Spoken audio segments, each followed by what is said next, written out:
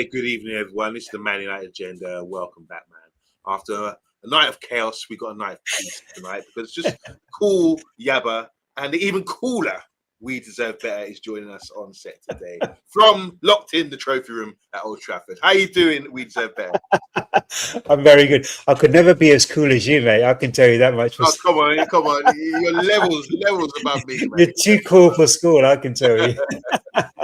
What's happening, man? We got a lot to talk about today, but first of all, let's just get into it. I mean, you watched the game last night, right? Oh my God. And I text you midway through, I left you a voice. Yeah.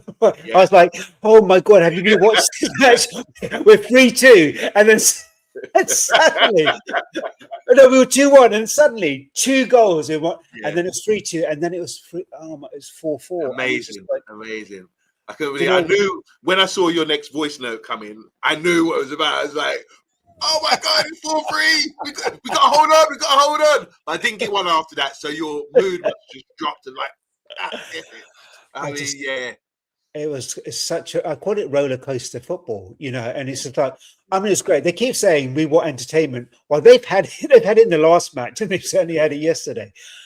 There's so much. I look at it as a glass half full. There's so much I liked about that game. There was lots I really took from it, and there are things that we need to do better. Midfield is always going to be an issue for us. Free moves, they split us up, and they're in on goals. So midfield is always going to be an issue. We always knew it was going to be an issue. Reinforcements will help that, but the attack play, the link-up play, exquisite at times. I was salivating that first 26 minutes. Just amazing. Yeah. It was, wasn't it? And that's without Xisco as well in the team. Yeah. Just saying, because on the Man United Agenda, you're part of the family now. We deserve better. We've got a split in the camp. You're either in the dark side, or you are a Jedi. And a Jedi means like myself, who's quite positive, still think everything's okay, and haven't turned to the dark side yet. But then you got guys like Column, Rebel, Mr. B, and maybe now even Rio, who I saw that. The dark side, yeah. So, just so I feel a bit more comfortable on the show, I need to know where you at. You can't put me in a box. You know what? You know what's really interesting about this Man United team? You can ask me that question, and I will give you a different answer depending on what time of day it is. Because this club takes me on a roller coaster ride. I take it game by game now, and what I've done is I've taken away some of the managerial noise, just so I can start enjoying the games again, because otherwise you're kind of fixed with that kind of worldview. I'm really happy to be proved wrong. Prove me wrong. Get this right. Make us win. I'm happy with that. Do I want to be right or do I want to be happy? I just want to be happy. But I think we deserve better. It's a great attitude to have, but do you understand why United fans would have expectations that high, wouldn't you, based on the last 30, 40 years, right? Yeah, of course. Look, we had 2 decades where we didn't fall out of the top 3. 2 decades, top 3 was at it. It was either 1, 2, or 3, and most of the time it was 1, right? And then it was 2nd, and we were devastated when we didn't win the league. Right? So it's kind of like we have fallen so far, and I think the problem we all have is that when there's petulance from players, you kind of look at that and say, right, that needs to be rooted out, all right. But when there's petulance from your manager, it doesn't bode well. And I've said this before, it really hurts me when a manager says, I'm ready to go, when he's only been here for a few months. I don't want that. I want a manager with a really firm character who stands. Sorry, I'm going to have to pause you there because that's a spoiler alert. We are talking about those sort of topics today. This is just the introduction. Sure. Let's say hello to the guys in the comments, first of all. From both of us, by the way. We've got Stephanie Griffiths in the house. How you doing, Steph? And anything you want to say to these guys? Obviously, you're from their hometown of the comments, aren't you? Hello, beautiful. Oh, you got a little glow around you. Big up to Matthew Bassett, all the way from Birmingham. Matthew, how you doing? You didn't tell us, Matthew, how you got on the weekend and how your club's going. I've neglected you lately. How is your Sunday football going? I hope you're doing well. Stephanie Griffiths again. Thank you for the love hearts. Got Luca, in the chat. Talks Dons. Big up to you. Big up, Luke. Your own channel. Make sure you go and follow Luca Talks Dons. Smaller club and backing them all the way. Yeah, little evening to Steph as well. 4-4 was mad. Yeah, we're going in. We're just talking about the aftermath today. So hang around, man. Let us know what you think. Just recovered. Guess who's on the tables? Had too much to drink last night. Big up. And we've got RD United TV. Rich, I also know this, aka Rich Sports. Rich, how you doing, man? How you doing? You had our fabulous guest on last night. And make sure you check out that show, guys. And make sure if you're not subscribed to Red Devils United TV, make sure you go and subscribe to them. I endorse them. The Man United Agenda endorsed them. I'll just tell you a quick backstory to this. As soon as the Man United Agenda started a few years ago, we're part of a little community, as you know, and Rich has always been a real support to our channel. And, yeah, he's a top man. Yeah, top guy. And guys, we endorse him. So please, he's like a cousin to us. Make sure you go and subscribe to Rich Sports, aka Red Devils TV. You might even find our very own We Deserve Better and famous familiar guests on there as well. We've got yeah, but I am your father. Come to the dark side. Don't do it to me, Stephanie. Don't do it, man. Who else we got? Who's saying hello? We got Devon Lindsay. How you doing, man? Big up, fellas. Everyone in the chat. Hope you're doing well, Devon. Nice to see you, and hope to hear your contributions because everyone's got a piece to say. And I just had to stop We Deserve Better from sort of piping in before we actually give away what we're trying to say here. So Matthew Bassett, we asked him what happened. It was a free draw, just like Man United. Exciting. I'm going to go watch Sunday football from now on. You get games just like we had yesterday. Obviously, guys, Mr. B will be with us in the chat very soon as well. But yeah, we got a few topics today. Obviously, in the news, I don't know if you noticed, there's big story about Bruno Fernandes. It's the guy who's really worked hard to stay, to be at Man United. He's probably been our best player for the last 5, 6, 7 seasons, ever since he's arrived. Before we go into detail, I mean, what's his legacy like to date? We Deserve Better as a player. Just combine everything and give us a little summary about Bruno Fernandes at Manchester United. The good, the bad, and the ugly. How do you feel about Bruno Fernandes? Because I'll just say this before you do. I think he's been our best player since he's arrived at the club. Impact, world class, and he deserves to start every single game. Yeah, I think his work rate is phenomenal, and he's when you talk about players that sweat blood and tears on the pitch, there's no disputing that Bruno's done that. And hey, Mr. B, there's no dispute that he's done that. I was given a stat today. So in terms of most chance creation over the last 5 seasons in Europe's top 5 leagues, guess who's top? It's Bruno with 449 chances created. Do you know who's in second place? And it's Joshua Kimmich, 333. So wow. Bruno has over 100 more than the person in second place. So there's no doubting that this guy has an impact on the team in terms of what he does. He gets a bad rap for some of the kind of arm waving. I call him a Bhangra dancer. And sometimes he can allow that to creep into his game and affect his performance, like the penalty miss that happened because the referee bumped into him. I think they're the things that kind of antagonize fans. But I think like yesterday, that free kick, I can watch that again and again. It was ballistic. Nobody was going to save that goalkeeper. You put any top goalkeeper against the post, no one's saving that. So I think his legacy has been great. I don't like him in the 8. That's my difficulty. I think we need 2 world-class midfielders, holding midfielders, and a box-to-box to play that position. But he hasn't asked to be put in the 8. The manager's put him there. In all sincerity, I think this summer is going to be a good time for him to then move. And I think to either protect his legacy, or if the formation changes and we go to a 4-2-3-1, then he stays and he's got a place in the 10. But yeah, that's how I see Bruno. I think he's been great for us for the last 5.5 years. Nice summary there. I mean, look, it's a tough one for us because he, like Rich Sports says here, he does divide opinion, and this creates for a good show because we've got the dark side in the house. It's Mr. B. You actually literally in the dark side there, Mr. B, with your lighting. But how you doing today, man? It's the aftermath show. It's good, man. It's good. This is the best the lighting's gonna get where I'm about to do this one from. So Keela just have to be with you all day, your brother. Mr. B, you look good in every light. Oh, yeah. See? See? Respect. That's why I love you. You deserve better, man. And I can't stand you, you know?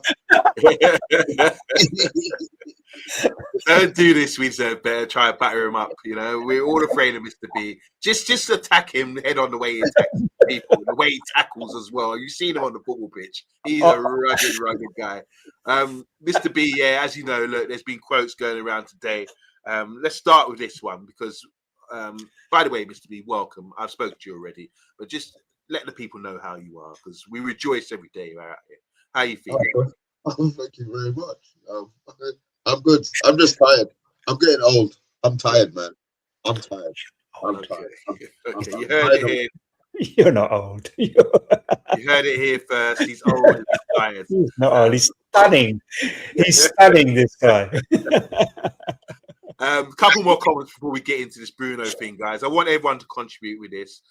Bruno is still United's most important player. We had a summary from We Deserve Better. There's one from Chat Sports. Simple. He is our most important player, saying there. Devin Lindsay saying here, did you all forget the first half of the season so far? Question mark. And also the end of last season. Bruno was trying to do everything and couldn't do it. So many misplaced passes and giveaways. So you're on, well, I don't know where you stand with that, but when the seagulls follow the trawler, I love that quote. It's Bruno. If Bruno's been our best, he says, then how bad have we actually been? Okay, good question. 15th. Bring it on. We finished 15th. Yeah, we did. And Stephanie Griffiths is saying here, can we all see the stat for Bruno for how many times he gives the ball away? XG, expected giveaway. Good one. Sorry, real elite players don't do that. All right, so it's not divided. It looks like everyone's got the boots on, still toe taps to put the boots in on Bruno today. God damn. And sorry, did Neville really say that if Amorim plays the 4-2 and loses, he should be sacked? Also, is it true that the Amorim coaches don't have their badges? Any response? Anyone can respond to that? I know they're fairly young, some of those coaches. One's 29, his assistant is 30. That's strange if they don't have all their badges. You would think so. They've been with him at Sporting as well. Yeah. I mean, yeah, I'm as far as I know, you have to have badges. My brother's doing his badges right now. He hasn't got his UEFA quite yet, but he would have to be in a semi-pro team to even be considered. So I suppose if you take it to the top level, there would surely legality. You'd have to have some sort of badges there. All right, Mr. B, we better brace yourselves because this is the quote that came in today from Bruno Fernandes. It says here, Bruno Fernandes with some big quotes on how he almost left Man United in the summer. This has come out. He said, the club wanted me to go in the summer. I have had that in my head. I told the directors this, but I think they didn't have the courage to make that decision. Well, clues in the questions, guy, or in the speech here. I decided to stay after all that, he said, also because of family reasons. But because I genuinely liked the club, not love the club. The conversation with the manager also made me stay, so endorsement for Amorim. But from the club side, I felt a bit like if you leave, it's not so bad for us. Take this all in, guys. Take notes if you must. All right, I'll come back to this. It hurts me a lot, he says. More than hurting, it makes me sad. Because I'm a player, they have nothing. So because a player they have nothing to criticize about. I'm a player they have nothing to criticize about. I'm always available. I always play, good or bad. I give my all. Then you see the things around you, players who don't value the club as much and don't defend the club as much. That makes me sad. Where do we start? I mean, First of all, let's start with this. So the club wanted me to go in the summer. I had that in my head. I told the directors this, but I didn't. I think they didn't have the courage to make that decision. Let's start with that, man. What do you know? Did we cover this over the summer that the club wanted him out? The club? We said we wanted him out money. We said we wanted him out the club for the money, didn't we? I can barely hear you, Mr. B. Sorry. No, let me go. I'm gonna go and sort. I'm gonna go and get the other mic. 1 second. Yeah. But yeah, I would have sold him. Yeah, but I'll be honest. I would have sold him in the summer. I'm gonna go and get this microphone. 1 second. No problem. Stephanie's saying here, perhaps they have Blue Peter badges instead. Here's one we made earlier. Nice one, Steph. She's hilarious. All right, so yeah, coming to you with Bear. So he's come out and said the club wanted me to go in the summer. I have that in my head. Maybe it's an excuse. I told the directors this, but I think they didn't have the courage to make that decision. Talk to me, bro. Yeah, I mean, I think from this interview, I kind of know this narrative because it was kind of put out there at the time, and I think Jason Wilcox also said something around October time. And this interview was done by Canal 11 in November, but they've released it today for maximum damage off the Amos and Chido responses, and then Kobe Maynard's incident yesterday. And it's just kind of it's interesting that they've released this now. I mean, what was very interesting for me is what he said afterwards, because it sounds to me like he's showing that he's agreeable to a move to Saudi, and I think we all knew they'd said it at the back end of last season that, he said, if they want me to leave, I'll go. And it just never materialized. I think Amron was in his corner saying, no, he wanted him to stay. My own feeling on this is that he goes in the summer. To be fair, he has a release clause apparently as part of his new contract that he signed a couple of years ago, stating that if a team outside of the Premier League come in, he has a release clause of 57 million. And I think United may take that, because I look at Bruno and I think he's a 10. He's not an 8. He's in that 8 position at the moment because we don't have anyone else. So he can still do things with the ball. He can still hold up play. He can still link up play from defence, midfield to attack. He can't play the 10s because you've just signed 2 big signings during the summer to cover those positions. And we have Mount and we have Xerxes. So they have a plethora of players in that position. So I think he goes in the summer unless they change the formation and have 3 10s, a left, a centre and a right. Then he fits in. It was the interest. Can I read the other comments that he said about? Yeah, I've got them here. So basically he says, if one day I have to play in Saudi Arabia, I play in Saudi Arabia. My lifestyle will change. My children's lives will be sunny after 6 years in Manchester with cold and rain. I don't know if there's a ha-ha in that comment, but he's saying, I'll be playing in a growing league with recognised players. That's what he told Canal 11 TV again. Is that the quote you're talking about? Yeah. So that's combined with the other quote. So, really interesting, like the comments to come out, because everyone's jumping on his back. And you started the show, Guido, by saying how much you endorse him and how much of a valuable player he's been towards us. But it seems like you're quite happy for the club to let him go in the summer, coming summer. You're not trying to dig your heels in the fight to keep him. No, I think he's done really well for us. I don't like him in the 8s. I think if he does go, I think Cunha, I said this on the stream yesterday, Cunha and Mbumo were the main men at their respective clubs. So I think they'll step up.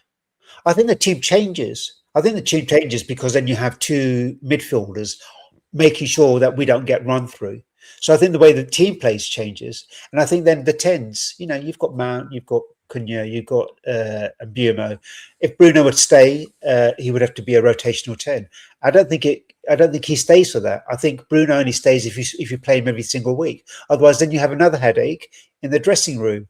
So I think he goes, and I think he goes with a kind handshake. I think it's kind of like, thank you so much for what you've done. And I think we then move on to the next iteration of what Manchester United looks like.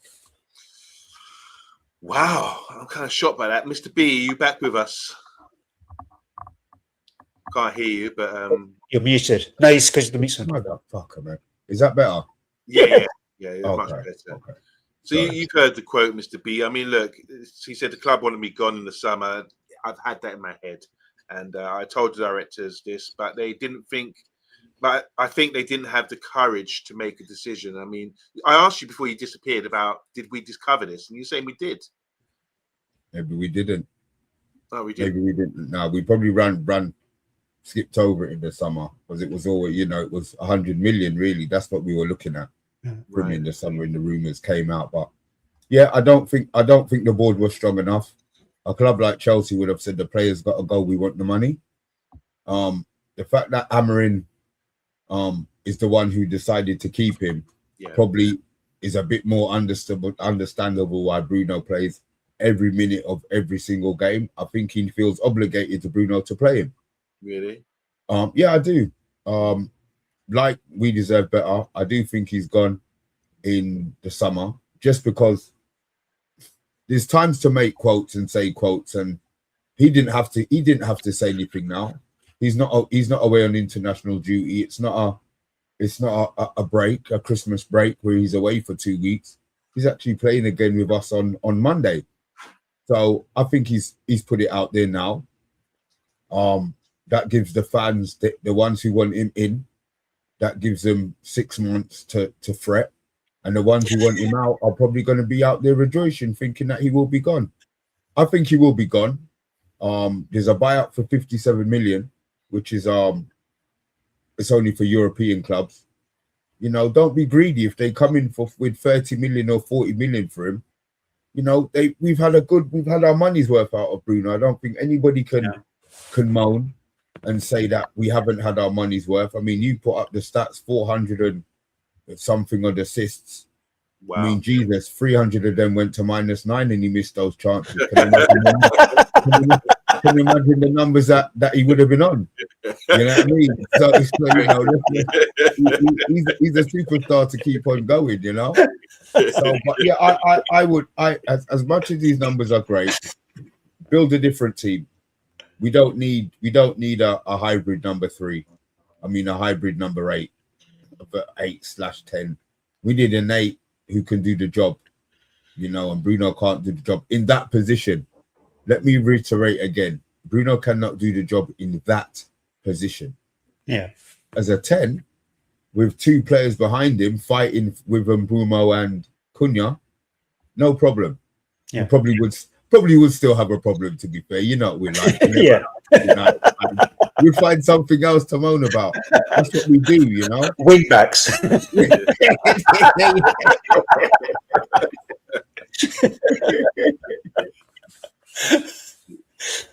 What about you, Yaba? Yeah, the comments. I think there's a lot. It's quite revealing, the comments. I'm reading them out. And I'm trying to emphasize the points that are stand out to me. Like, they wanted me to go. I've had this in my head. It's the wording. It's very clever because it sort of gives an excuse to say, feel sorry for me. I want to stay. Obviously, most players do that, don't they? They're loyal to their club until they play for another club and kiss the badge. But they don't want the fans to turn on them, And it's true. I think one thing that's significant about this quote is he says, it hurts me a lot, more than hurting. It makes me sad because I am a player they have nothing to criticize about. And he can say that boldly, I believe. And he backs that up by saying, I'm always available. Listen, have you ever known a player more available than Bruno? Week in, week out, in the high demands of the Premiership. How fit must he be? And he must have some sort of magic spell on him not to get injured, because most players would suffer some sort of, injury spell or something like that. It's amazing, his record. I don't know if it's one of the best records, I believe, if you talk about since he's arrived at the club, about playing games, consecutive games, compared with anyone in the top 5 leagues. It's quite really demanding, and he's never injured, rarely injured, sorry, or out, whether he's suspended. So I think it's a remarkable stat that he's got there. He says, I'm always available. I always play, good or bad. Yes, he always plays because he's a top player. And I give my all. Then you see around you players who don't value the club as much and don't defend the club as much. That makes me sad. I mean, I back him with that, man, because how disheartening is it that you give your all, your prime years of your playing career to a club that hasn't achieved any major trophy while you've been there? You could have gone on and played for a bigger, a club with performing better. Do you understand what I'm saying? But you decided to stay and sacrifice yourself to Man United Football Club only for fans like Mr. B to turn on you. I'm joking, Mr. B, by the way. To turn on you and boo you because you throw your hands up in the air and everything else, failing to look at his availability, his work ethic, his captaincy, his leadership, and his talent, as we witnessed last night with that free kick. I'm a Bruno supporter. I think we will miss. It's one of them ones where you're going to miss them when they're gone. That's how it's going to be. You know, you might argue with your partner or something and say, I don't need you, and think the grass is greener on the other side, and you end up with some, fucking hate trollop or whatever. You think, oh my god, then you see your missus, looking fine and all that kind of thing, and you think, oh my god, and you try to win it back, you can't. And I've seen it so many times with like players like Greenwood and Rashford. When they're gone, you're not going to get them back. So appreciate the qualities while they're here. That's how I feel about it. I was going to say, never had that problem. Well, look, let's go to some comments, man, because the guys are talking. And big up to everyone in the chat, by the way. I hope everyone's doing well. Where I was going to pull up about the badges. There was an issue about the badges. I'll come back to that in a sec. But here we go. Heard that Amorim wanted Bruno to stay. That swayed him. Yeah, just touched on that. So if Amorim walked after the Europa final loss, we would have been looking at a new manager and captain. What Europa final loss? Does that make sense? I don't know. I thought we lost under someone else. Oh, so of course we lost under Spurs, wasn't it? Yeah. Sorry, I forgot that was Amorim. My God, so what am I thinking of? Here we go. Eddie Football Waffle. How you doing, Eddie? Make sure you subscribe or follow him. I don't think he's doing shows anymore, but he's one of the friends of the channel. He says, agree with Mr. B. Also, why do these guys keep leaking stuff to the media? Is it policy to have soap opera at the club every year? It's not even every year, it's every week. It's every day. It's part of their contract, I think. Chat Sport is saying here, United won't replace him. They spend it on 2 or 3 average players, about 25 to 30 million, just to bolster the squad. Interesting. That's a good one. Yeah, I think, to be fair, I think he's right. If you look at the wages he's on 300 plus a week. The way that United's pay structure is, that's 2 players, really, 2 Cunha type players. If you look at what they're on, so yeah, I'm all for padding out the squad with a couple of extra players. If that's the value, the wages that they're on, there seems to be a wages tier system at the club, and that 175 seems to be the top end of it. So I said I like Bruno. I don't love Bruno. I like Bruno. I think he's a great footballer for us for what he does. I just think of the money. I just look at the financial part of it and where Bruno is in his career. He's done as good as he could. We couldn't have asked any more from Bruno. You couldn't have asked any more. Did he ask to be captain? Probably not. But he embraced the captain's role at Man United. And look, let's be serious. The only time the Man United captain's role is good is when we're winning consistently, and we haven't been doing that for years. So fair play to Bruno. He stuck it out, but I just think that this has come out of his mouth now to prepare everybody for that summer upheaval. Because guess what? That's going to divide the club again. Shouldn't let him go. Should let him go. Or is Kobe staying? Is Kobe the reason why Bruno's going? It's not, because Kobe's not playing, but you can understand where there's going to be that whole summer of shouldn't have let him go. Should have let him go. Who's he going to replace with? As they said, three young cheap players on 30, 40 grand a week won't cut it. Okay.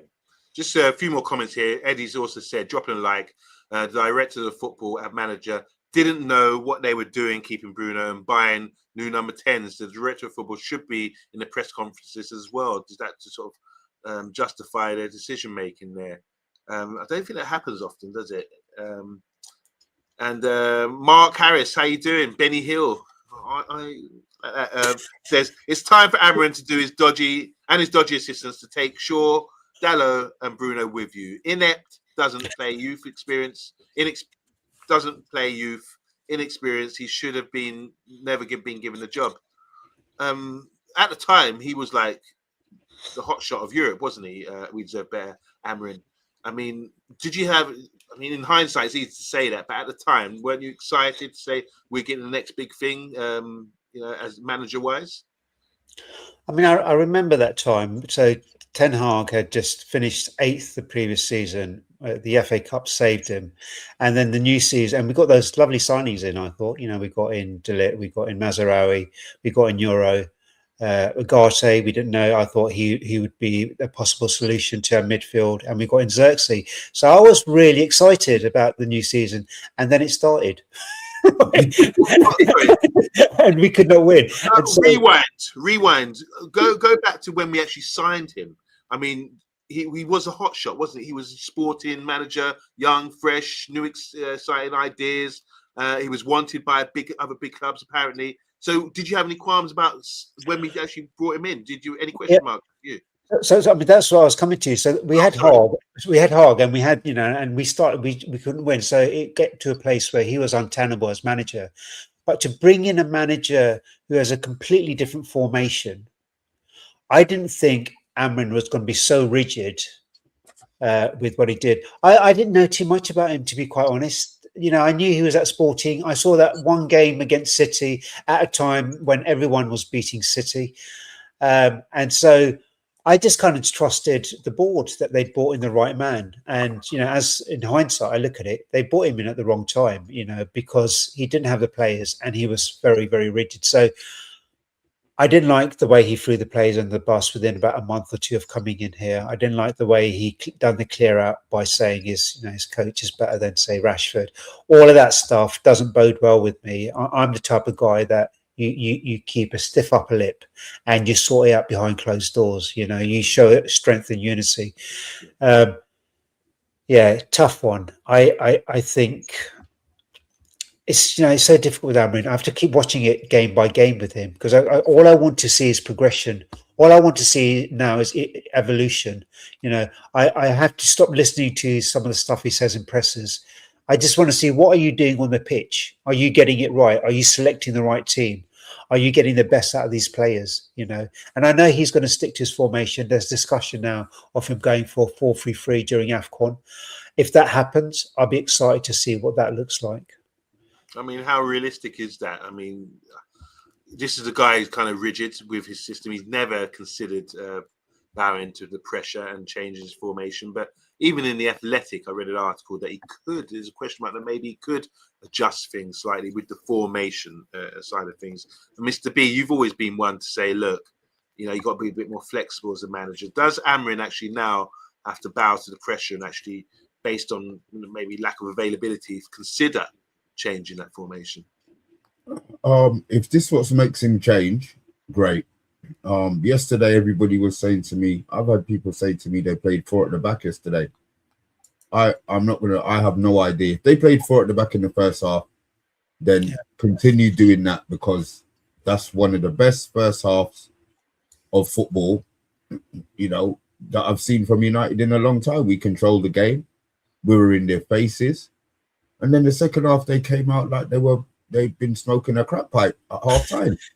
They were disgusting. For 25 minutes, they were pathetic. So it's either something he said. I don't think it was something that Areola said. They said that he changed the formation in the second half. But you know what it is? That's what managers do, innit? He got proved wrong. He didn't want to play the 4. They played the 4 as well as they could have played it. I think it was his arrogance. We've won the first half in that. Now we're going to go back to 3 at the back, blah, blah, blah. And they got found out. And then partway through the game, they went 4-2-4, scored the goals back. So I'm not sure he's going to change, Yabba. I'm not sure he wants to change. Maybe he can't coach 4 at the back. Maybe he just mentally can't coach 4 at the back. But I would like him to change.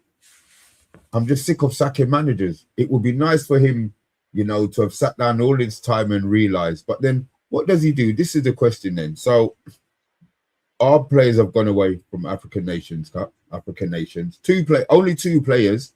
So we've still got another 9 that could play in the same positions. Imagine United going a run, unbeaten, you know, over this Christmas period. Winning games, playing dynamic football. Does he then change it to the 3 at the back when Ahmad and Mbeumo come back? That's why I'm not sure he's really going to change, because that causes him more headaches. And Mazraoui. As well. Yeah. Jesus Christ, I forgot about Mazraoui. You know, Mazraoui would nail down the right back spot. Yeah. No problem. We could all pick a 4-3-3 that we would be happy with. I'm not sure he would be happy with that, because then for the whole of the 2 years, 2.5 years, whatever his tenure has been at the club, the Pope wasn't going to make him change. He's stubborn, you know. He's stubborn in what he does. So what does that make him look like when they come back now and the team is playing well? They probably won't be, but I'm just saying, you know, hypothetically, they go on a great run. Does he come back and change it? This is a question for you, Yaba, because I know you like him. Do you think he would change?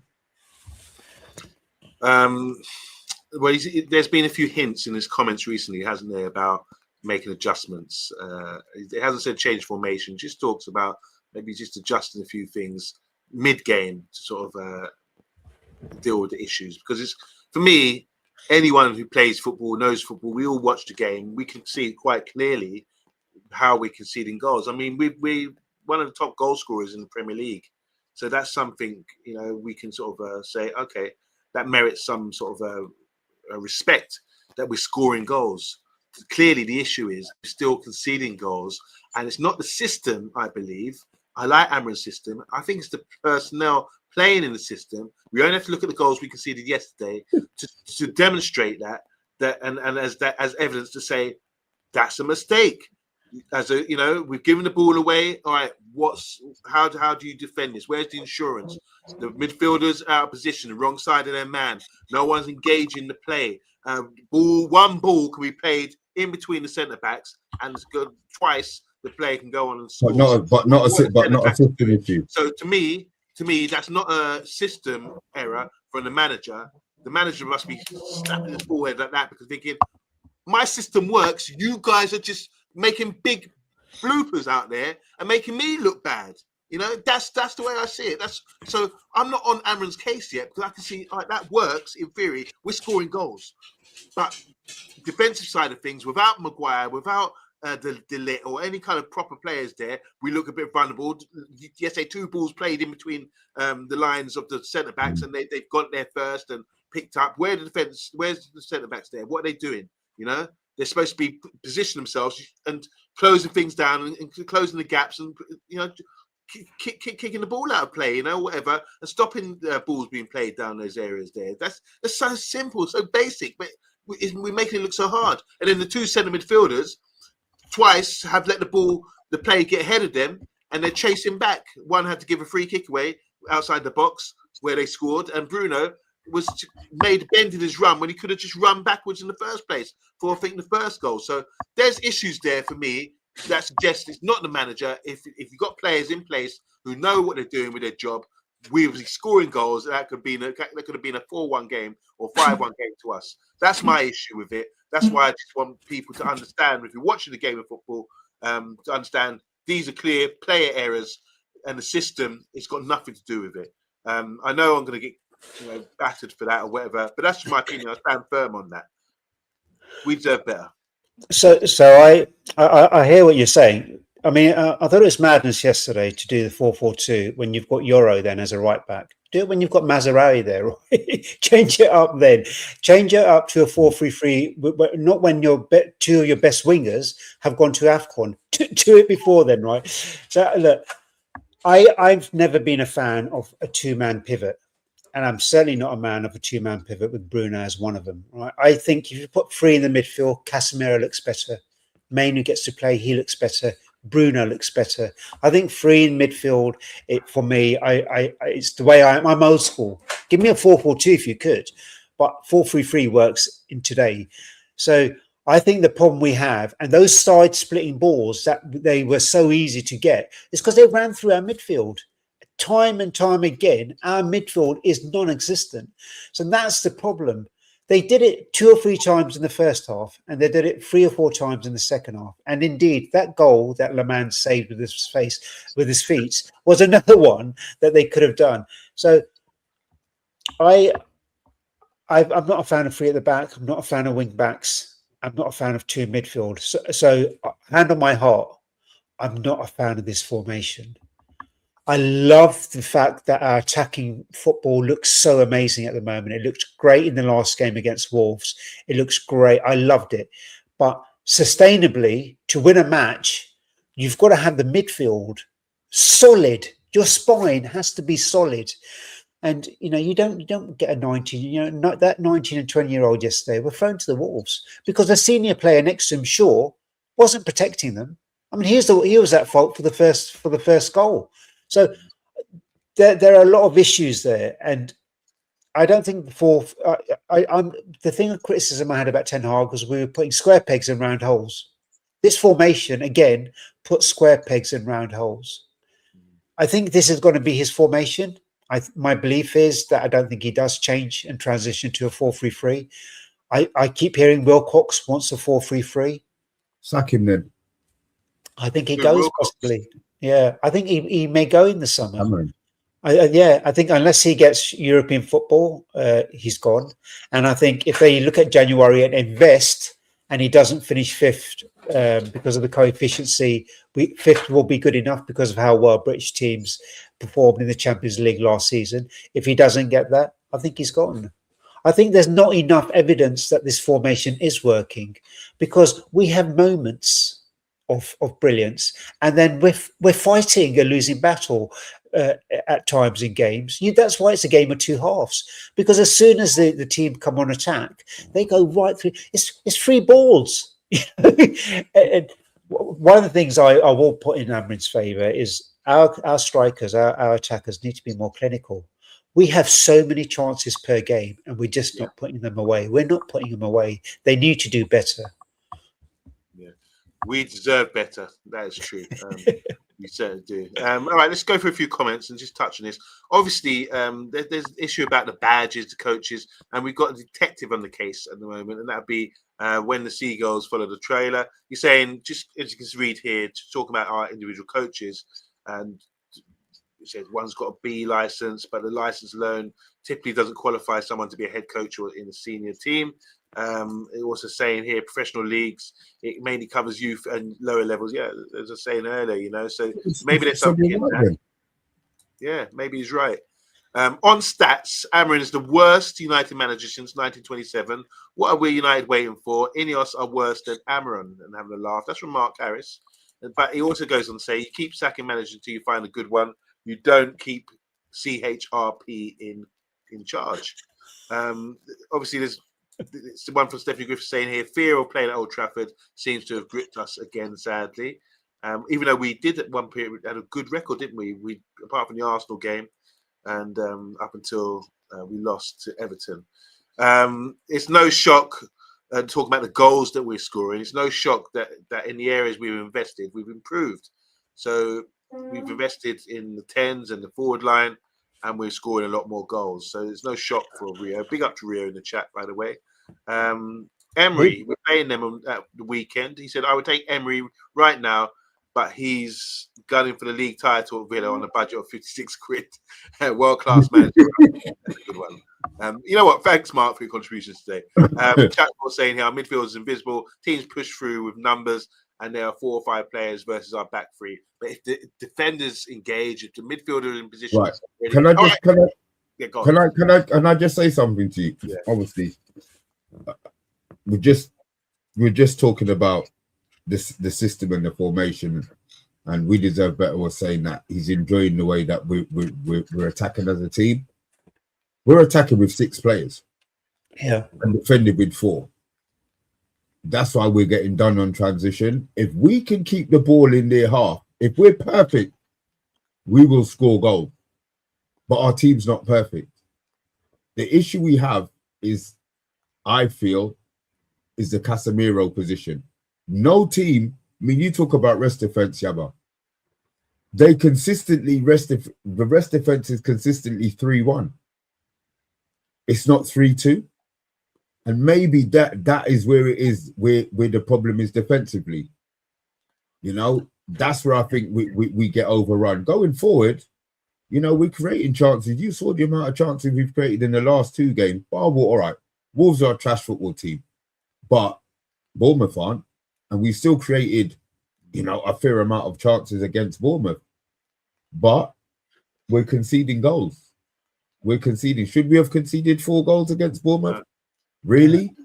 Right. There you go. It's the chances that are being created. And this is, as much as you say system, managers work out gaps on the pitch to exploit. And I think when we're defending in a 3-1, when teams catch us on the counter and on the transition, there's so much space for the opposition players to operate in. They don't have to be coached sensibly, half sensibly to sit in that space, ball over the top, ball run for the centre. What did Bournemouth do the second half? As soon as they came out, all of their players ran at our players. They didn't try and pass round them. They picked up the ball and ran straight through the centre of the park. Yeah. Why? Because that's where we've got the space. That's why I think if he could maybe tweak it to a 3-2 in a rest defence instead of the 3-1, maybe it could work a little bit better. Anything to add to that, with better? I mean, yeah, now it makes a lot of sense, and I think that's the problem. And I think we were kind of when De Ligt was playing, he would go up and pivot alongside Casemiro. That's still not a 3-2 on the build up. Yeah. When we're putting up from the back from the goalkeeper. Yeah, and so there would be an extra body. But at the moment, what's happening is you talk about 6 midfielders. We don't even have a striker on the pitch. So in order for this formation to work, we've got to have an extra man in midfield who generally Mount fills those gaps. But now he's going more in an attacking place. So again, Bruno goes up with the play, and then you have that gap again in the middle. So that's the issue. We don't have a number 8 who is doing his defensive duties. Although Bruno will protect corners and saves us from corners, and I've seen him do it time and time again, and he's generally the first man back to try and win a ball. He's not putting himself in that position to create a barrier for any players coming in. So that's the problem I see, and it's I don't think it changes with Bruno in the team. Just going back, I think, look, in theory, we can talk in theory, but in practice, what happens in the game, something else as well. I think there is a rest defense with and it's a good one as well with Amorim, and it's not just the 3-2 like we say. It could be that one if say Bruno breaks his line and goes forward, then one of the wing backs should come in. If the ball's on the right hand side, as it usually is, then the guy Dorgu or Dallo usually cuts inside to defend the half space area. That's what happens, and that's what in theory what should be happening. The fact that we give the ball away, you talk about how they're running, like Mr. B said there, that they just had an idea to run at us in midfield. It wasn't the case. We gave the ball away. Then they started to run at us. We gave the ball away. People were out of position, not playing conservative at 2-1 up in the first half and at the start of the second half.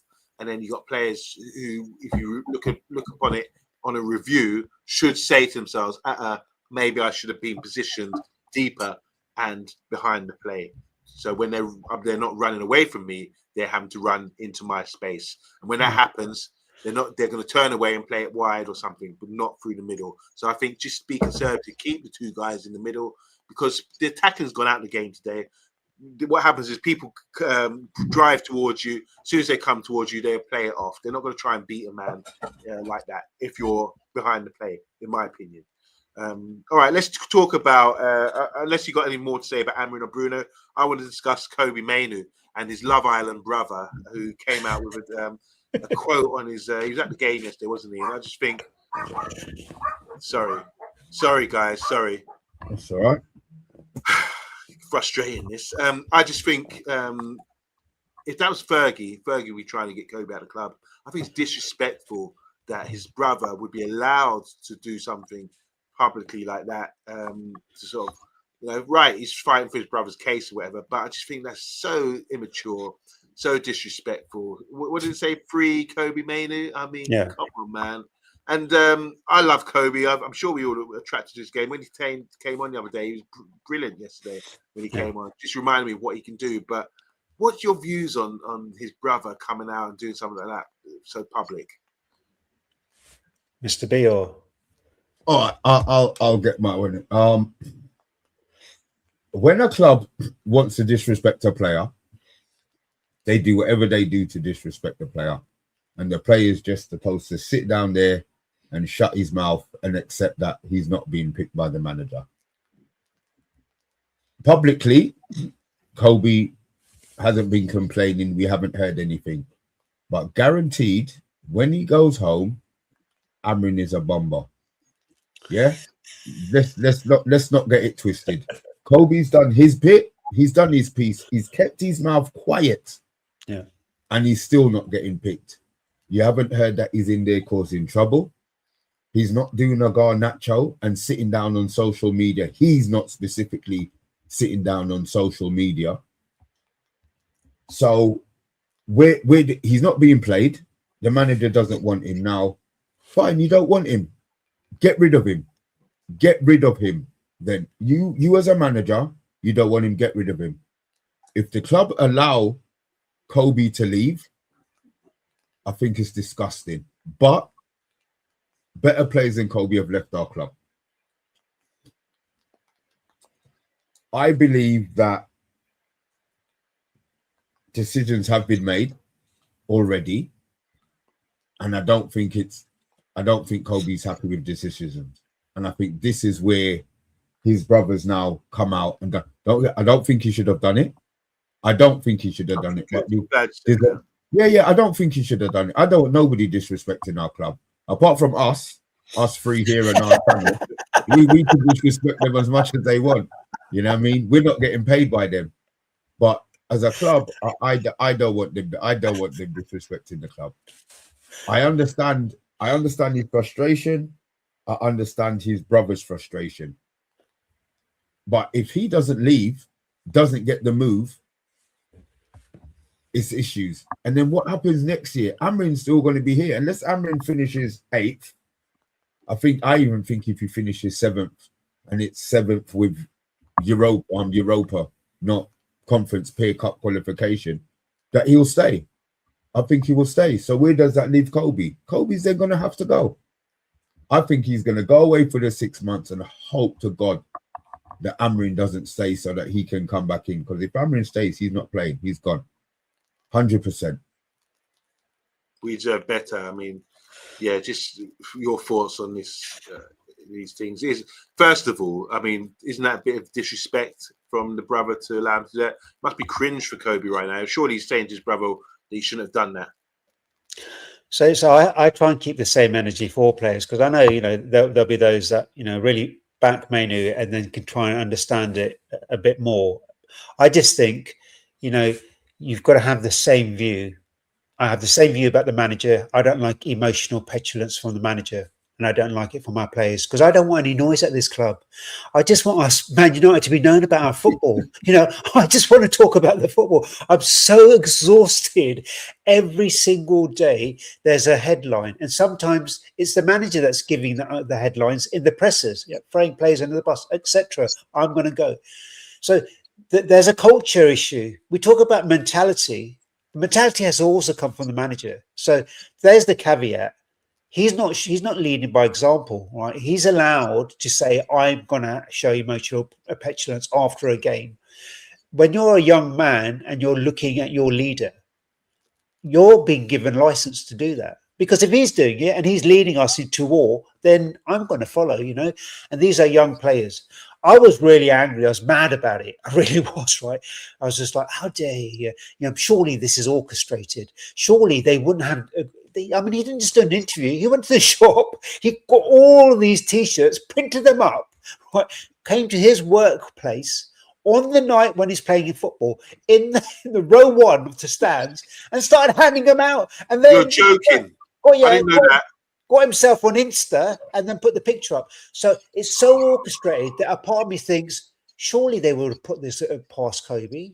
Surely this is his career they're talking about. Surely there would have been discussion. But the truth is, we don't know, because the other side of the story is this guy goes on, I don't know, some TV reality show called Love Island. I'm far too old to be watching that nonsense. But apparently this is the type of guy he was, and so this is self-promotion is another thing that's been set out with complete disregard for how this will affect Kobe. The truth is, we don't know. All I want is for the noise to finish on this. We need to take a leaf out of Liverpool's book, as much as I can't stand them, because the way they dealt with the Suarez situation, they are no model club on how to deal with a player. But how they dealt with Salah, he came out, he said everything he did. They dropped him for one game. They put him on as a sub. They had a conversation. Did he apologize? Slot said, what me and Salah said is between us. And then it's done. It's dealt with. That's what needs to happen here. I want the noise done with. I'm not going to add more flames to this fire. People can have their opinions on it. People who love Mainu will defend it. People who don't like Mainu, you've given them something. I'm going to try and sit in the middle and say, I don't want to hear it anymore. Yeah. Man United, sort this out between yourselves. Be men. And that comes from the manager too. Shut this down now. Right? I'm exhausted by it. Start improving on the pitch. He messed up. Casemiro's got his yellow. His brother messed up. Whoever's involved messed up. Casemiro's on a yellow. He'd be starting the next game. He's been coming on for Casemiro in the last two matches. Yeah, there are mixed signals. He's only here for Bruno's place, yet he's starting instead of Casemiro. So there's a lot of confusion about it all. But just play the football, man. Do you know what? Us fans, we're done with it. It's so boring to keep having to talk about he said, she said, he did, she did. Start being in a playground. Do you know what I mean? Like, give us the football. We've been backing you with all of us, 50 plus years, right? Each of us. Give us the football, you know, through the hard times and the tough times. We protect this club against all the other fans. We've got our own players messing about. We've got our own managers playing about. If you can't sort it out, Amorim, jog on, right? If you can't stop your emotional petulance in your family, Mainu, jog on. Because I don't want that character here. It's simple. Wow, well said. And just to back you on that comment, big up to United Rules. You've had a good few comments in there. I've been sort of noting. This one is the Trump. He says here, the brother just made things harder for Mainu, but Mainu should come out and say he never had anything, grammar, had anything to do with what his brother did. Should he? Maybe he should come out and separate himself, distance himself from that, because it's all over the media, and I think it's just a disrespectful thing. Yeah, but do you think his brother did it without his knowledge? He knew. So it's going to be assumed. We can only speculate, but it would be assumed that he did. Okay.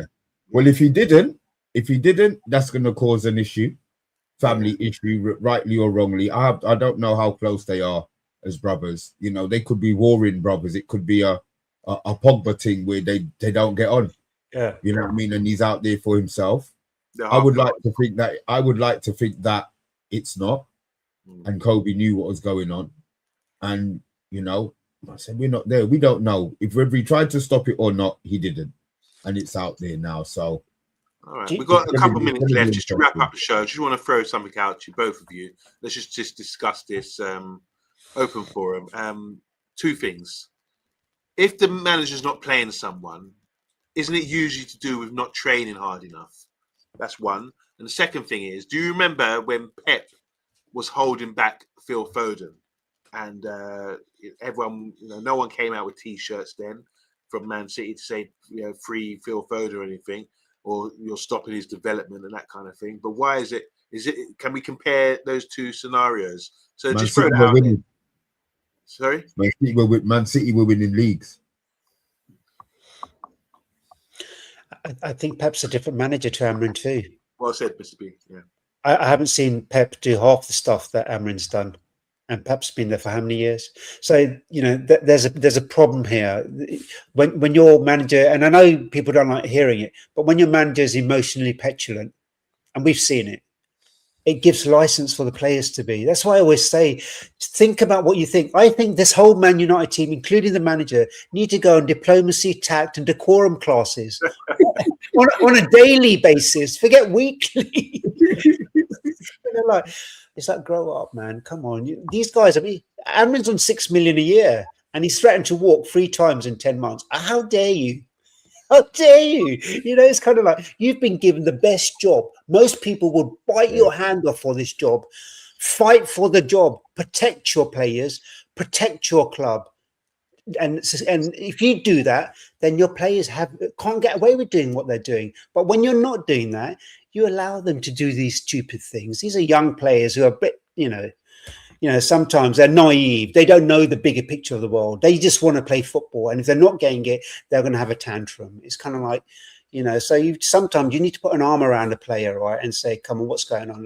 Let's have a proper conversation and let's try and get you back on the pitch and let's find a way. He's already said in the thing, he hasn't come and spoken to him. Well, you're the manager. You go and speak to him.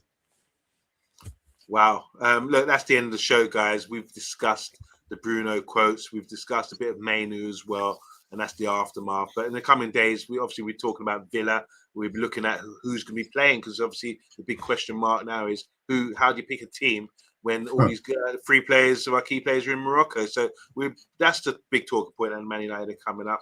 Man United agenda coming up, no doubt about it. Tomorrow, Thursday, and plus on Friday, we've got Mr. B's Friday night show as well, where we've got some special guests as well. So, I think you're on all week, aren't you? Am I? Oh, yeah. Well, yeah. You've been another great performance today. We can give you back the wax and polish, and you can get back to shining the trophies in the trophy room. I wasn't sure what you were going to say there. So did I. Come on now. No, bro, listen. Yeah, but I'm sitting here cringing, bro. All I'm thinking is, please don't go there, yeah, please don't go there. It's gone 9 o'clock. We're here for jokes. He can take a joke. Yes. Next time, please, tomorrow, if you come on and you've got that same background, I want to see some wax and some polish in your hands, okay? There's so many things I can say. So someone close the door to the trophy room and keep Weeds better in there until tomorrow, 24 hours until tomorrow. Mr. Sheen, here we go. Mr. Sheen, Weeds better. Other polishes are available as well. Oh dear.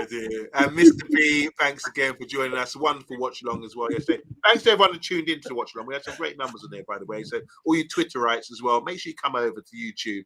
Don't hang around there. It's too much going on Twitter. You get distracted. Come and join us in the pleasant company on YouTube. It's much better for us. On that note, we'll be back tomorrow. Thanks everyone for tuning in. Any last words before I sign out? End the stream, Dave. Yeah, good idea. Good night, God bless. Big up to everyone in the chat. Bye.